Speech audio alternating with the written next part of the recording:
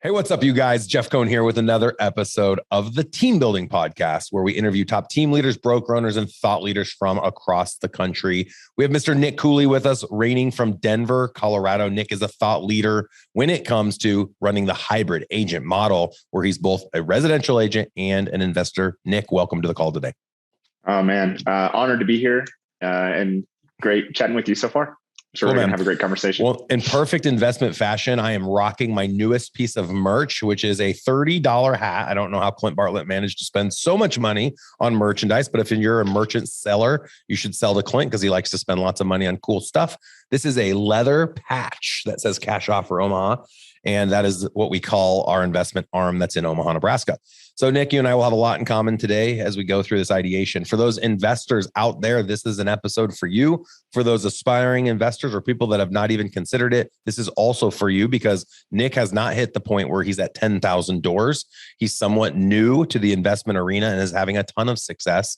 And especially the location where he's having success is a challenge in Denver, Colorado, where most of you have probably heard their inventory is very low. Last I heard, I think I'm good friends with the Griffith brothers. They're over at Remax. I think Dustin was saying they had like 50 listings, like in all of Denver, like 50 listings. What is it right now? Do you know, Nick?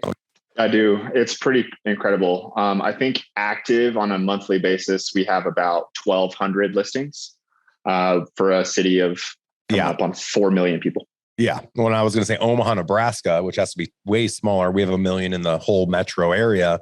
But in the city limits, I think we're at like 350,000 people. We sell 1,000 houses a month. We have about 12,000 a year. I have to imagine Denver's 5X, even 10X that. So to only add 1,000 listings, you guys are at a huge seller's market. And I guarantee there's lots of demand. And that's what's driven your prices up so high.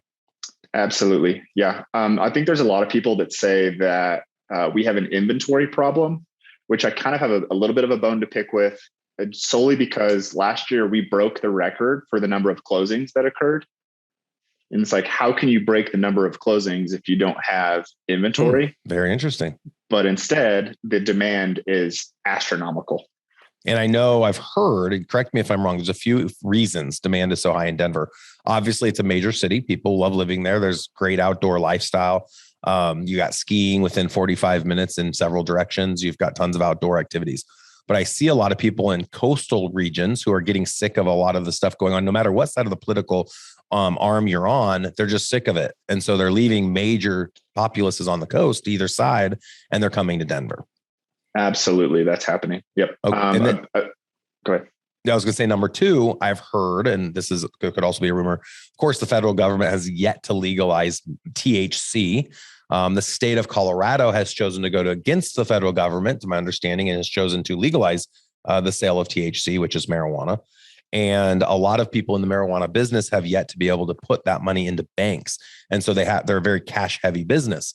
And so instead of putting that money in crypto or some of the other options that they have, they've chosen to just buy real estate, which I think is a great place to put cash. That's where we put a lot of our disposable revenue as well when we're cash flowing on property. And so if you've got all these marijuana businesses with extra millions and millions and millions of dollars and you're buying property in the city in which you reside, you're going to drive the prices up and you're going to make it so there's less production. Absolutely. Yeah. It's the perfect storm to cause dramatic price appreciation, which number three, interest rates at an all-time historic low. Like, I mean, we just keep going, dude. Yeah. Yeah. Interest rates at all, like it's the perfect storm. And then number four, inflation. So you've got all these things working against you, but yet you and your wife have found a way to be successful. So let's start off with who you are. Let's spend 60 seconds on that. Of course, on our show, I follow the Rock Thomas Creed, never apologize for being awesome. Our audience doesn't want to know your humility. They want to know your success. Talk about it, brag about it. You deserve it. You've worked it. So let's hear about where you came from. And then let's go through a few of the deals that you've done. And I think that'll give context to anyone out there that's not a major investor. Maybe you've dabbled or you're considering to dabble. Nick's going to talk us through some really unique strategies that he has found are ways to find in Denver, right? Find deals that make sense, find deals without having to put a lot of money in. We're going to get into that BRRRR strategy a little bit that we've talked to David Green about in the past, who's the host of Bigger Pockets, and some other fun stuff. So buckle up and let's go, Nick. Yeah, man. Happy to. So a big part of my story is about 7 years ago, I was sleeping out of my car from time to time.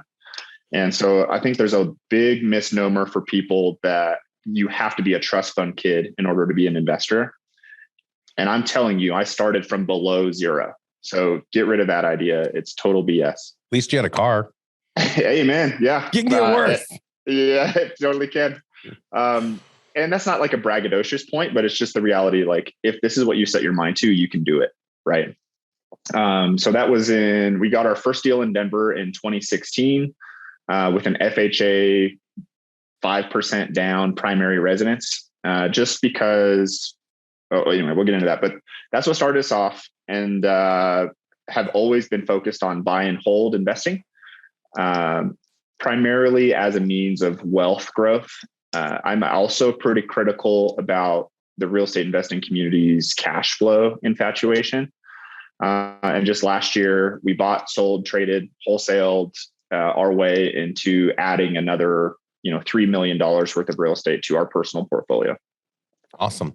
Yeah. Cash flow is king, or you go upside down. So for anyone that doesn't know a lot about that, a great book that speaks to it is Robert Kiyosaki's Rich Dad, Poor Dad. And I think a qualifier, since I kind of talk shit about cash flow there for a second, I view cash flow as important only in that it's insulation against a downward market. Yep. I think because Instagram hashtags and all this other crap have gotten so popular, people are looking at cash flow as a means to quit their job ASAP. When in reality, it's like, that's the only thing protecting your main means of growing your wealth. Like, it should be viewed as insulation, not as your new spending account. Interesting. Well, I think the active role we play inside of our worlds also makes a big difference. So everyone gets to choose what their job is. A business, as I've talked a lot about this on our podcast, as I would say, entrepreneurial junkie, a business is something that should be able to grow without us being necessary. And that's really, when I look at investment portfolios, to your point, if they are appreciating in value, you're going to grow your cash flow without doing anything. But if you're just stealing all that cash flow and not using it to roll it into the next property or pay down your rate, then you're just robbing your company of its ability to grow. The same thing can happen with your current real estate team you're running, or a tanning salon that you run. If all the profit's going in your back pocket and you're not taking a percentage of it to grow your business will never grow. And you're just paying yourself for your role in your job. So I think that's a good point, Nick. Thank you. Yeah. Cool. So let's talk about a deal, man. You got all these people listening who've sold hundreds of deals, thousands of deals, me being one of them before I ever really invested. A lot of people told me to invest, but I just didn't really know how to get started. I knew how to find a good deal, but I didn't really know, how do I buy it? How do I structure it? Do I hold it? Do I sell it? Do I flip it? Do I wholesale it? Do I, what do I do? And what's the best property to do it with? And, I'm in front of all these deals all the time, but I was helping other investors and I didn't really know how they made their money. I didn't know how they got their money. I didn't really know a lot about it. So we have a lot of people, I think, that probably fit into that mold on our podcast, our listeners. And I just think it'd be fun to kind of go through maybe 2 or 3 examples of deals that you guys have done in the last year or so. You said you did over $3 million of acquisitions just in the last 12 months. So let's take our group through some of these deals. Totally. I'll start first one with maybe like something that I truly believe that anybody can do. Right. Deal number 1 is in an area of Denver called Capitol Hill, or Cap Hill, close to downtown, super hipstery. And one of the things that we bear in mind is we have a very intentional product market fit on all of the rentals that we build out. I'm not just like willy-nilly trying to figure out, oh, well, this spreadsheet says we're going to get a 15% cash on cash return, so it's a good deal. We're very intentional, my wife and I, about all of our rentals are custom made for a specific tenant. In Denver, there's a lot of tech jobs moving here: Google, Facebook, Tesla, SpaceX. And so everything that we buy and then renovate, we're renovating it with the intention of having a Salesforce sales account executive being our end tenant. So the 3 areas that we look for, and again, we specialize on buy and hold, is I want really strong rent price. Again, because we're targeting people that are making $150 a year to be our tenant. Number 2, I want really strong rental demand. I want people that want to be there. And then number 3, I want the opportunity to reasonably expect the price to double about every 10 years. And so this deal in Cap Hill, we bought off market last summer during the crazy, bidding frenzy that I'm sure everybody was experiencing across the country. We bought that for $550,000. It's a 2-bed, 2-bath when we got it. We put about $70,000 into it during a full renovation. and it's probably worth about 750 today. So we did do a burr out of that, and now it rents for about $3,500 a month, which after all of our expenses, the cash flow metric is about $600, which isn't crazy. But again, we created about $100,000 of equity in 3 months. And also the thing that's crazy is you probably got your original cash back out. Did you talk on that when you ran through that? Did you tell the audience how much you had to put down? So we did use, I didn't, but I can. I'm happy to. Okay, thank you. Because I really want to, I'm going to break this one deal down a little bit and ask some more challenging questions, but it's easy to say, oh, bought a 550 house, right? Burred out to 750. And burr, by the way, is you buy a property, you renovate the property, you rent out the property, you then go and you refi it. So it's like a home equity line of credit off of this property. You don't have to pay a taxable event because you're just pulling your own equity out into a line of credit that you can then use for anything. You could buy a car with it. You could buy your next property with it. And then you repeat it. So you buy, you renovate, you rent, you refinance, you repeat. Absolutely. Yep. Yeah. So your down payment, right, on 550 is typically 25%. There's a lot of different ways to structure it down, but that's usually what we see. And so what I utilized is I have a good relationship with a hard money lender here in Denver. So we were able to get 10% down basically because the loan on that hard money loan was 90% LTC. The 550 was a hard. The 550 was the purchase price. Right. So we had to come out of pocket 50 to actually acquire it. But the hard money loan wasn't for your down. It was for the entire acquisition. Exactly. And why I'm creating this delineation, you guys, is because you have options of both ways. There's banks that'll let you get hard money for the down. A lot of people would be leery probably to do a hard money loan because they're in second position. And when you talk positions of financing, it's essentially who gets paid first if there's a foreclosure event. But there's hard money that, Nick, you're saying you went to. And hard money is like the new way for saying loan shark. Back in like the 1920s, the joke is like the mafia would loan money and they'd beat you up if you didn't pay them back. Today, they just take your property back and you go into bankruptcy. So like no one's getting beat up. No one's going to jail, hopefully.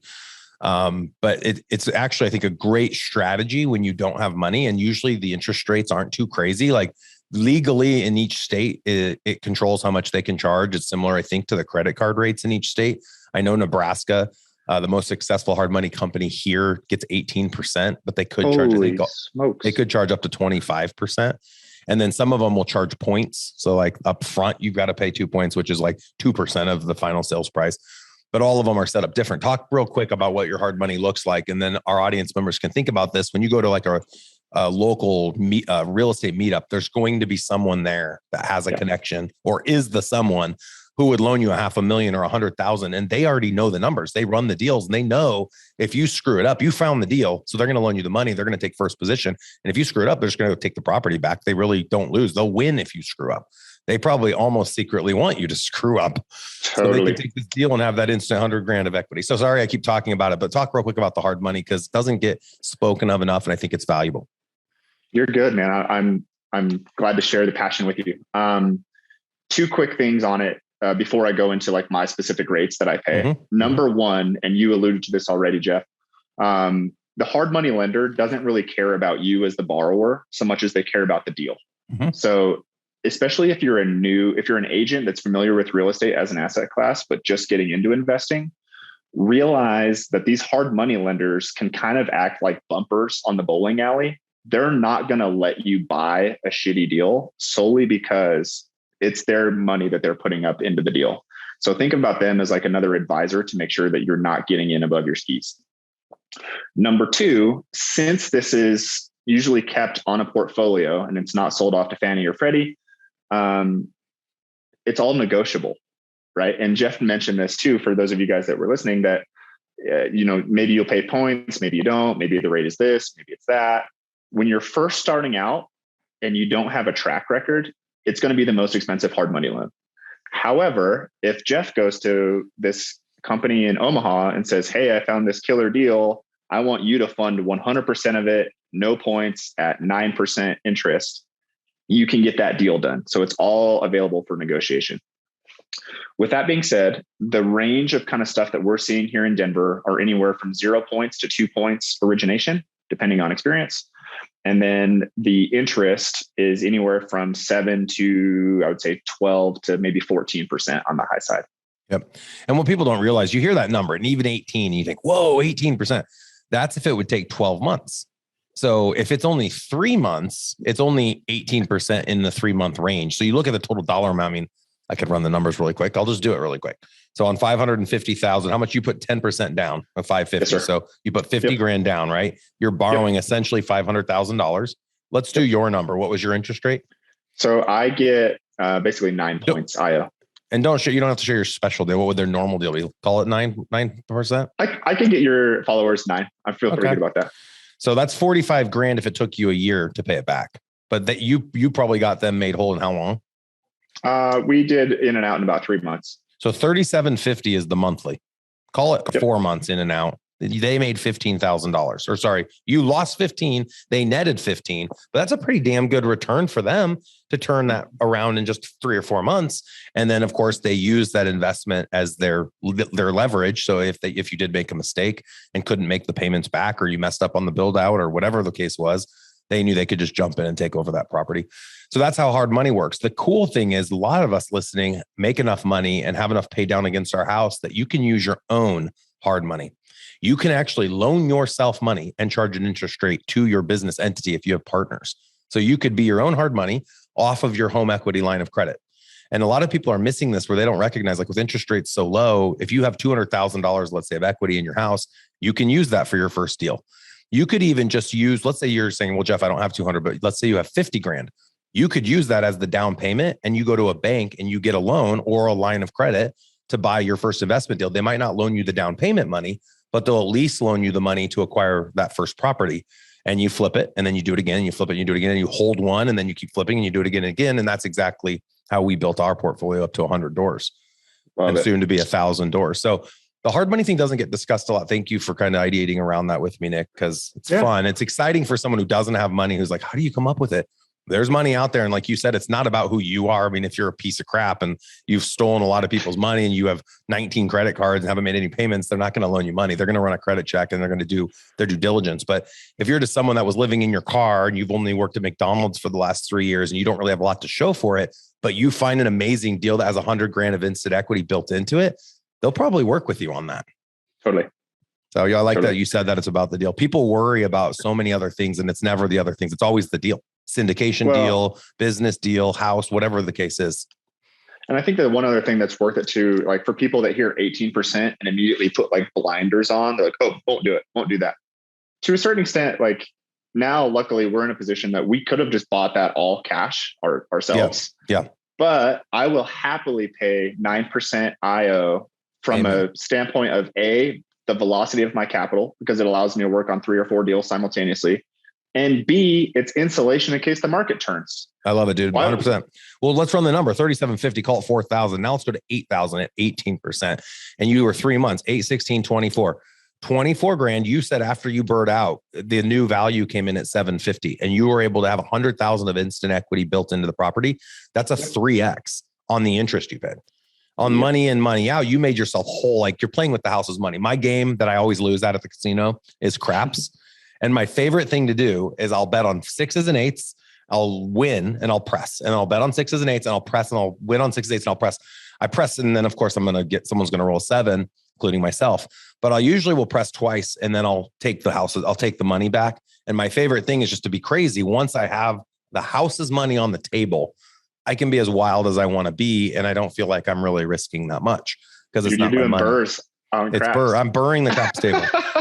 The problem is if someone rolls a 7 right out of the gate when I'm heavy, then you're hurting. You're licking your chops. And thankfully, that doesn't happen much in the investment world. But I will say, you will lose money on a deal. Be prepared for that. That's not a surprise. If you ever do lose money on a deal, make sure that's part of your business. I call it seepage, gross word, I know. But in every business, I think retail plans 10% of their product will be lost, stolen, miscounted, whatever the case might be. So expect 10% of your deals you do. 1 out of 10 houses might be a break even, might be a loss. We've had a few that are just full on, we lost 50 grand. That sucks. But if you have enough winners, you can offset the losers, but don't think you'll never lose. Expect to lose, plan for loss, make it a part of your business model because everyone loses. And the more you lose, the more you win. I think that's especially the case as you scale, right? For a lot of people, once they first start getting a little bit of money, they immediately go into like turtle mode, where it's like, I finally got my first 100 grand, 200 grand. I have to do everything in my power not to lose that money. You at that point are the biggest thing limiting your own growth. Oh, bro, I love what you're saying. So let me talk to you. Let me share one of my personal stories quickly. This just happened today. So I was sailing in St. John. It was a bucket list trip. My brother's certified to rent like 50-foot catamaran charter boats. So we take my mom and dad. My dad just turned 65. My mom's going to be 65. So we're like, we're going to do this trip with my mom and dad, just my brother and I. And we both are married with kids and stuff. We're us four. Sailing 9 days. My mom gets an email about a house that hits the market in my neighborhood. And it's my neighbor across the street who I'm friends with. And I say to my neighbor, I'm like, I call him up that night. I'm like, hey, I just saw this listing. It wasn't for sale, but he was going to do like a FISBO open. And my mom happened to be on this list of emails that went out. And I said, hey, Kent. And if he hears this, here you go, Kent. Here's the story. It's going out to the whole world. Did I sign an NDA? Let's not say Kent. Let's say his name is Bob. So I'm like, hey, Bob, this is your neighbor across the street. I don't want anyone else to buy the property I want. He goes, what will you pay me? And I said, I'll pay you 5 over what you have it at, because he had already established what he wanted it at. So we purchased it. My intent wasn't to flip it or wholesale or hold. I wanted to do a spec house, which is very unique. So we don't typically spec a house, but I love the neighborhood. It's my own neighborhood. So my intent is to do a spec. So we figure up the numbers. If I were to go put $1 million house on top of this lot that I bought for 650, that has a house that we're going to tear down. Now we're like 165 in. I'm going to list it at 2.3 or 2.4 and sell it for 2.1. And maybe I make 500,000 or 600,000 net. It's a realistic deal. It's going to take 18 months and a lot of risk and time. So I established what's my return on this whole thing. And then what would it be if I just put it on the market for $1 million and sold the lot and let someone else do it? And so that's the way we're going right now. And it's looking like it's going to sell for the $1 million and it's going to make net 350. So of course, me and my business partner are ideating, going, okay, 350 in about a month and a half's time. We had to put, I think whatever the down payment was on 650, maybe we're 100,000 in. We didn't do anything. We didn't do any dirt work. We didn't do anything. So 100 grand in for a month and a half at a 5% interest rate. And we turn a $350,000 profit in less than 6 weeks. And that's about what's about to happen. So he and I are like, okay, we're 50-50 partners. We can split the 350 and I can go pay off some, notes here or debt here, or invest in this thing there. I could go buy a Ferrari. I could put a second swimming pool in my backyard. I mean, I can do whatever I want with my half, right? But of course, we're business people. And so Clint's like, my partner, who I talked about earlier, he's like, well, what could we put 350 into that we normally wouldn't put 350 into? And here we are playing with the house's money. And it started to be really fun. This is just this morning. So when you brought it up, I'm like, ooh, this is kind of a good segue, because of course, we're not going to go just blow it. If we had wanted to blow it, we would have blown it already on other stuff, on other deals. But we're going to use it for something interesting, a unique Airbnb or a unique 8-unit portfolio or something like that. And I think you make a great point that we go to the turtle mode. We go back to what was downloaded of, oh my gosh, I lived in a van down by the river, literally. And I don't want to ever go back to that lifestyle. And I now have this big chunk of cheese. What if I just hide this cheese and I eat off of it? And I know it's always going to be there for me. The challenge is how many other chunks are now not going to be created because I was reserving that little chunk for my next 5 years and I'm playing too much defense and not enough offense. So thank you for bringing it up. I thought I'd share that quick story to create context and like a real life application of where I just was like, ooh, I would love to go buy a ridiculous car that I should never own. And I will one day, but it's not the right time yet. It's so funny. Like once you get to that point where you know that you can, and that's good enough. Yeah. You don't need it anymore. Well, dude, my dream car was a Range Rover.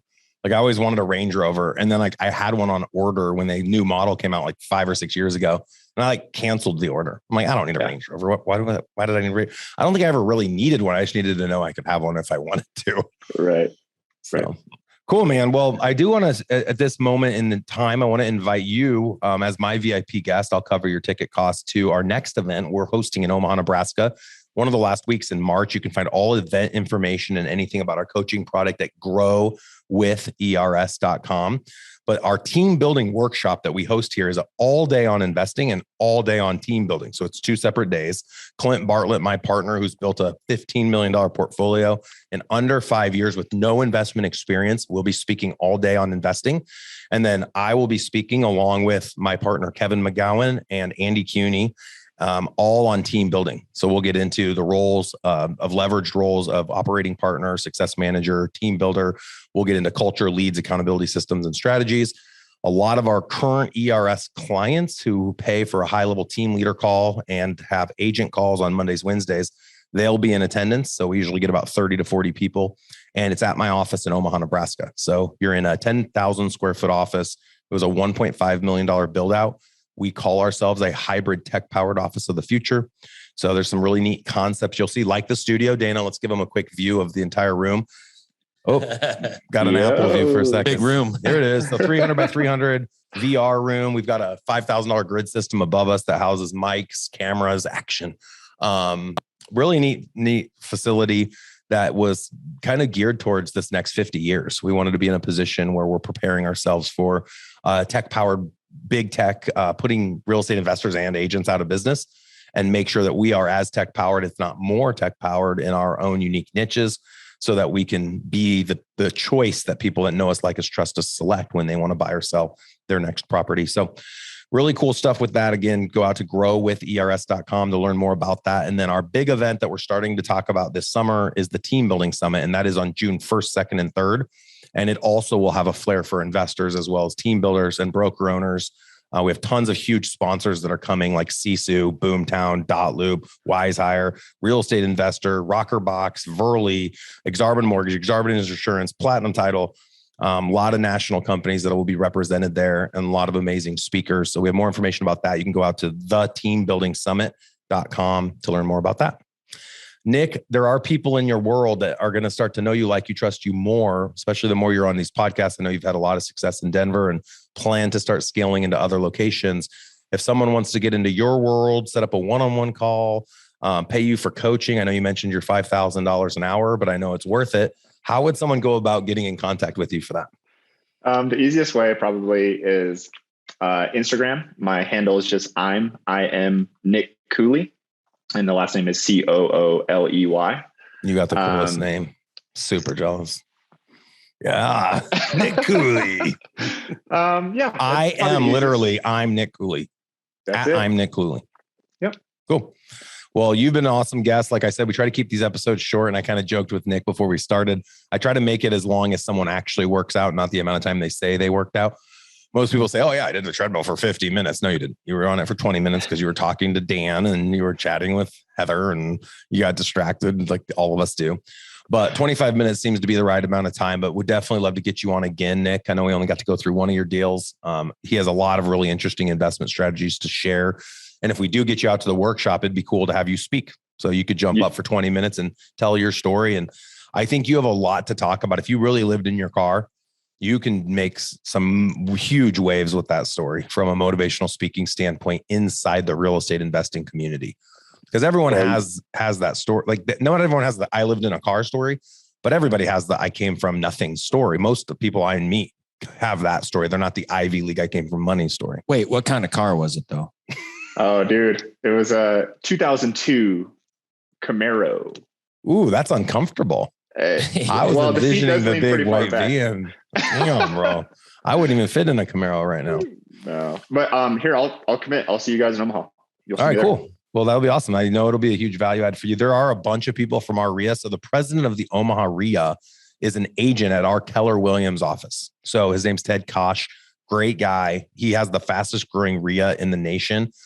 He's doing a lot of really cool things. And I don't know what your RIA looks like in Denver, but I know that that'll be a big opportunity for you. So for everyone else listening who wants to get more into investing, of course, our workshop covers that, but we also are focused on, and the reason it was created was around team building.